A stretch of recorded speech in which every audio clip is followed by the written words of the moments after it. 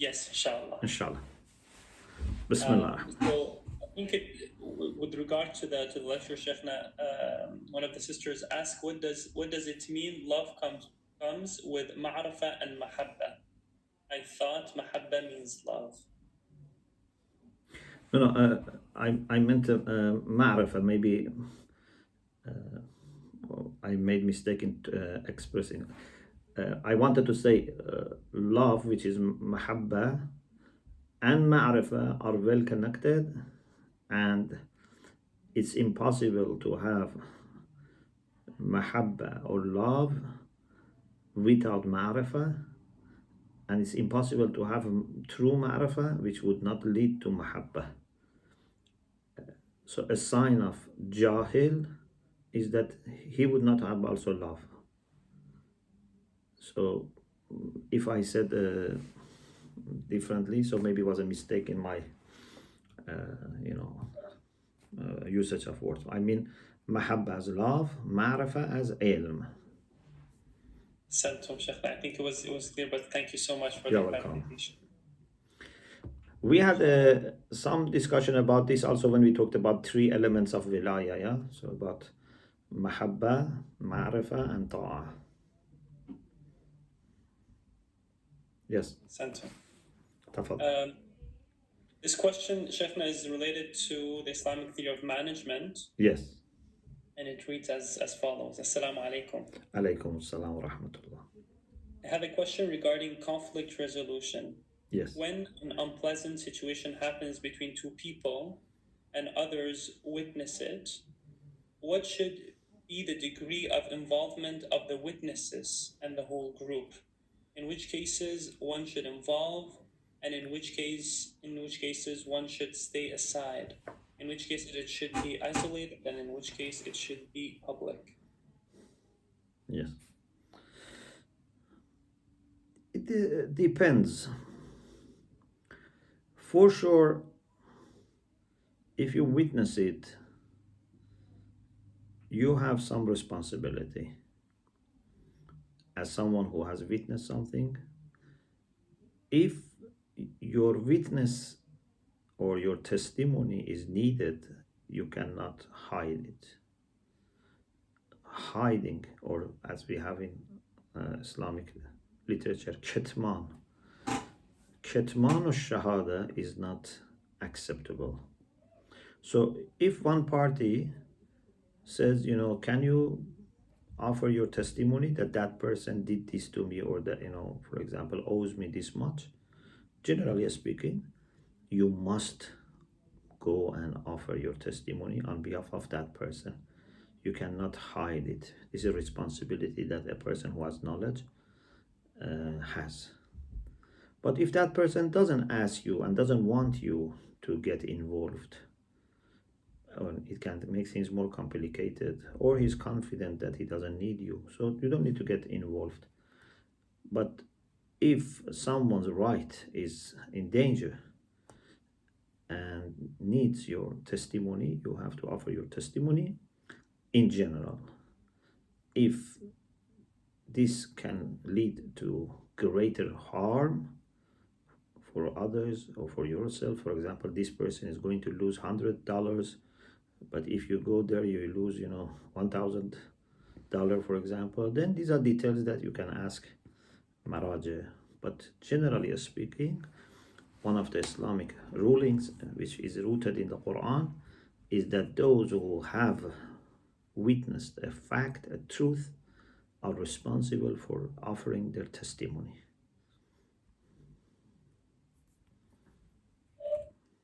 Ahsantum, Sheikhna. Allah yahfazkum, inshallah. The second question is a bit lengthy, so inshallah, it's still clear. So it's question number 2. Assalamu alaikum. Alaykum assalam wa rahmatullah. It's also with regards to the Islamic theory of management. Sheikh. Yes. In the Islamic management series, you mention that people have more chances to grow when given freedom, and that democratic system is better for human development. Mm-hmm. I have a couple of questions related to that. Would you like to go question by question in this? Yes, part? one by one, yeah.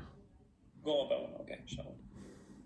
So the first part is this: from what is seen around us and based on historical experiences, it seems that giving more freedom gives good results only when people are ready for it and when prior growth has happened. Otherwise, it turns into chaos and ends up with dictatorship of the worst and loudest way. It seems that expanding freedom for the sake of growth goes hand in hand with learning how to use Exactly. lesser freedom. This is similar to how Allah treats us in terms of increasing His favors. Yeah. Does an Islamic leader, manager, etc., have the right and authority to apply the same type of system? You know, it depends who is directing and managing. If we have a godly leader, for example, or or someone like prophet or imam, or very pious and wise, leadership, then for sure he would not limit the freedom of people. And on the other hand, people willingly and lovingly would listen to him. This is not the problem. The problem is when we have people who impose their ideas on people without necessarily being wise, without necessarily being very pious and sincere, and free from attachment to power and love. Here problems can be created. And most of the time in this world, we don't have prophet and imams and very wise and pious leaders. Most of the time we don't have such systems. Therefore, although democracy is not free from problems, democracy is not perfect solution. The best is, even if in our politics we can be guided by godly people, godly leaders, that's the best. But in the absence of such people and such system, it's better if we allow people in a, of course, enlightened way, in an efficient way, through a system which we have made sure is the best available system in the world, models of governance. Let people decide. I know it's not perfect. I know that many times this can waste time, this can goes ups and down. But what should we do? What option we have if we don't have such wise and pious leadership? If we have, Alhamdulillah. If we don't have, what should we do? We should not. We are not able to give all the power to a party, political party, or few people to run.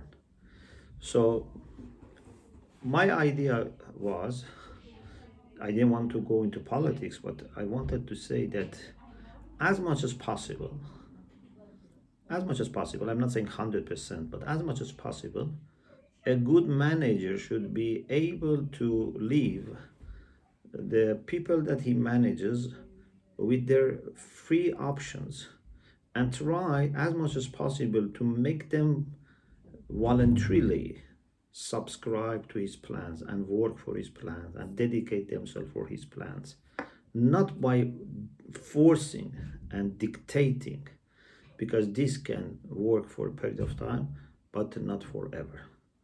But I am totally agreeing that democracy has problems, and also democracy needs preparation, especially if many times people or powers from outside manipulate into a new democracy. Many problems can happen. So I am aware of all those problems, but my main point still, I think, is true, and that is, as much as possible we should respect autonomy of people, freedom of people, and know that Allah has created every person with some freedom. As Amir al-Mu'minin said to his son, لا تكن عبد غيرك قد جعلك الله حرا. This is my understanding, but I might benefit from other people's opinions. I'm not saying this is definitely, because even in this case, I don't want to be dictating. So I share my ideas, and I'm very happy to receive comments and other opinions. Thank you very much for the good question. Satum Sheikhna. Sheikhna, inshallah, we'll do the second part of this question. Yes. And inshallah, we'll move on to greetings. Is Yes. that good with you? Yeah, whatever you decide. Inshallah. No, because actually was brought up to my attention that maybe you have to leave early today. Yes. Inshallah. So inshallah. We have another meeting online, so if Inshallah. So in about 17 minutes, inshallah, we should conclude. inshallah. So the second part of the question goes as follows. The second question is about subordination and sub-leadership. It is established that when we deal with a verified alim, there's a level of subordination involved. We accept his opinion and follow his course, even if we don't understand it all or have inner disagreements even after trying to understand and discuss. Yeah.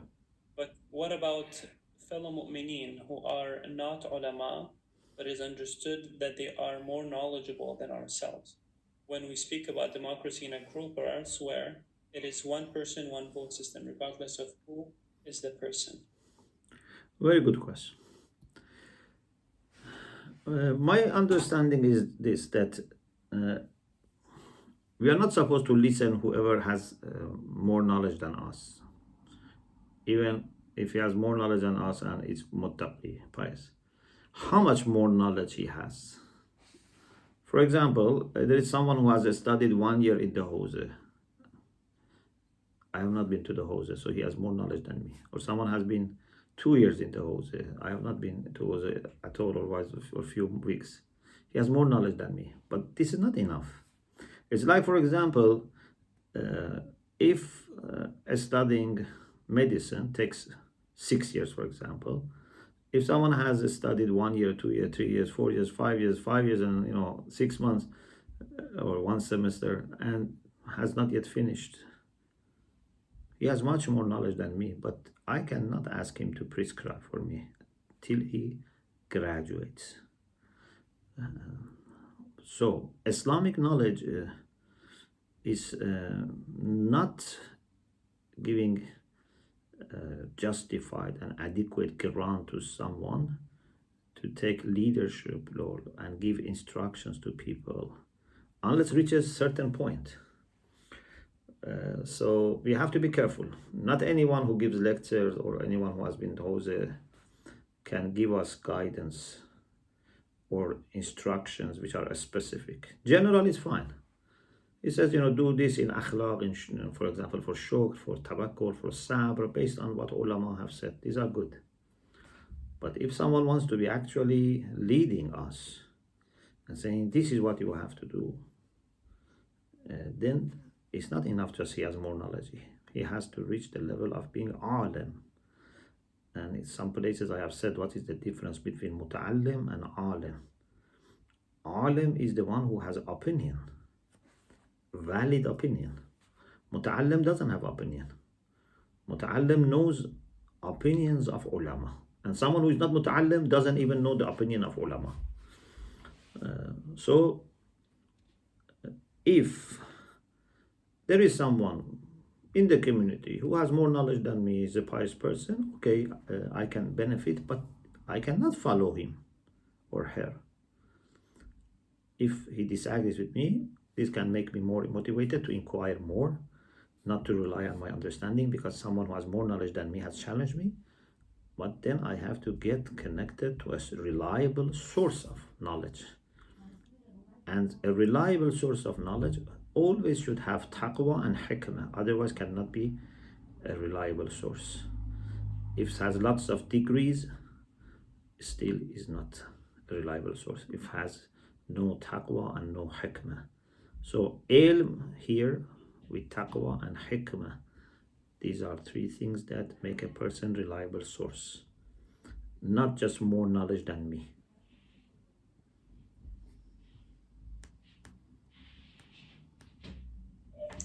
أحسنتم شيخنا. You're welcome. Allah, we proceed with your permission to the